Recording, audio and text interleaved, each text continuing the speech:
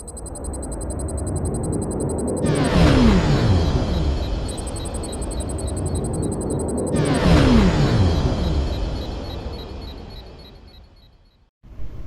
magandang araw po sa inyo mga KLX sir. Nanggaling nga para dito yung isa nating ka-KLX nagpagawa sa akin ng KLX. Naisipan ko na rin i-check ang kanyang dipstick. Pagkumparahin para sa dipstick ng KLX sa mga first generation. At nakita namin ang resulta na hindi po talaga tama yung 1.3 ml o 1,300 ml dahil po overfill. At yung kasama po talagang dipstick sa KLX sa 2016 pataas ay hindi po talaga umasa KLX. At kung gusto nyo po ng ulit palang dipstick, makakabili po kayo kay KLX Sir Valencia o mas kilala pong Axo Motors. Meron po silang Shopee store. Ang dipstick po ay nagkakahalaga lamang ng 107 pesos. Yung original po pang KLX talaga, hindi po yung kasama. Kaya ito po yung part 3 na video. Tagal ko po hinintay ng pagkakataon na to na may maligaw dito sa area ko na 150L para mai-compare. Kaya ginawa ko ng video yung yung reading ng lang isang dipstick ng 150L tsaka SP. Nagpalit ko po yung dipstick. Ginamit ko yung dipstick ng L sa S at yung S sa L, at ang resulta tama po yung dipstick ng 150S. Tama po ito. Iba po hindi naniniwala na rin ito, kaya po palagi sira yung kanilang makina. Ayaw nila maniwala. Ayan po ang linaw. Dapat po ang engine oil, ayan kung nababasa nyo, dapat po ang engine oil kapag nagpalit kayo ng oil filter, ang kailangan nyo lamang po is 950 ml. Tama po yun. Nasa isang vlog ko po ito, yung part 2. Makapapanood nyo po. Ipapasok sa screen yung mga part 1 tsaka part 2. Talagay ko ng feeling. Yun ang sabi rito. Pag hindi naman nagpalit ng oil filter, ang langis lamang po ay 930 ml or 0 yan po, or 0.93 liters. Yan lamang po. Kaya nung nag-reading kami sa 150L, yung talagang dipstick na KLX, tama po yung nakalagay. Sumobra ng konti dahil 1 liter nga po yung nilagay eh. Mahirap naman kasi magbawas ka ng ilang ml, kaya ginagawa natin 1 liter lang para mapadali. Wala naman problema kung hindi na may sobra.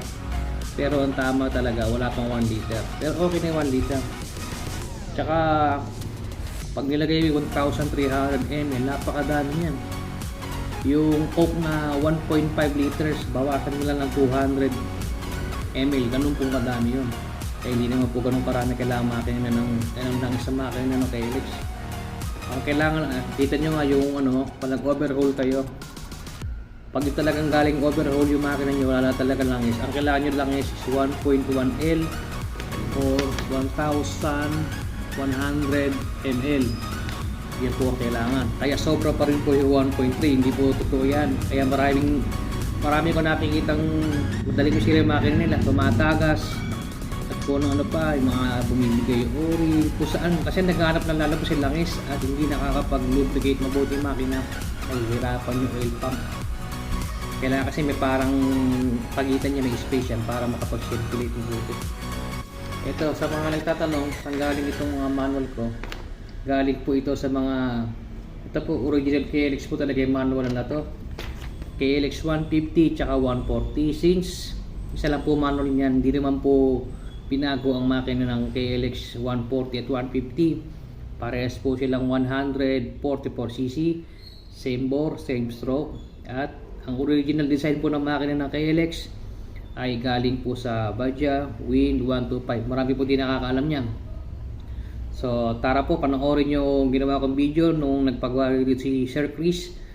Pakipanood po, let's go. Yo, may nahaligaw dito sa akin 150L. Ito na kasagutan sa dipstick. Ito yung may 1.3 na nakalagay. At ito yung original dipstick ng KLX. Ayan na, tingnan nyo oh, maliligaw talaga yung susunod sa 1.3 malulunod yung makina nyo. Magpa-plug read ay ito. Basahin na natin yung yung langis level up.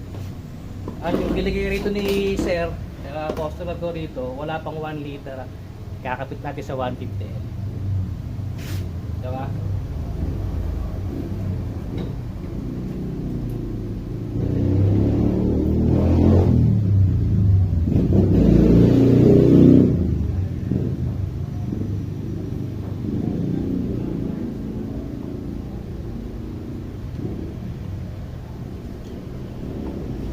Oh, ito.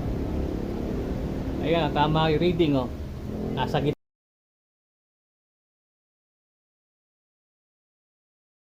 X lang, oh. Nasa gitna. Pag sinunod nyo talaga yung dipstick na kasama sa 150L na 2016 pataas hanggang 2022,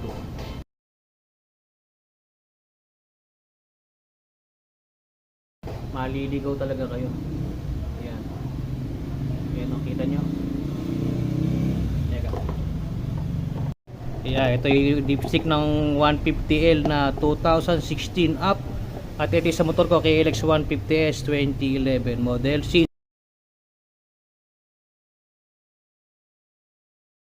Wala naman binago po sa makina. Ayan. Pag sinunod nyo itong 1.3 ml o 1,300 ml, malulunod yung makina nyo. Kaya iba tumatagas yung makina. Dahil sobra yung yung langis eh. Ayan, no. Pag ilagay ko sa ito sa 150 dipstick, oh, tama yung dipstick, tama yung reading. Ayan, ikakabit ko naman ito ngayon 1.3 ml sa motor ko. Yan, sa 150S. Yan natin reading naman. Yan natin. Testing. Click natin na. Ayan, 1.3.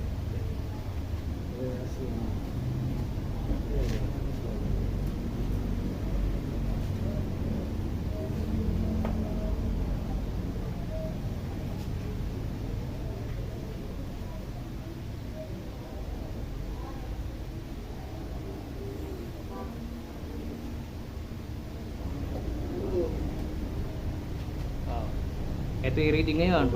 Kaya akala nyo kulang.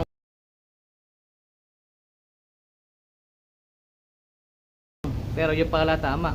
Kasi hahabulin ito eh. Magiging overfill yung makina nyo. Ayan, oh. 107 pesos lang yung original dipstick eh, kay Lexar Valencia. Eh yung langis andito. Pag sinunod nyo talaga to sobra.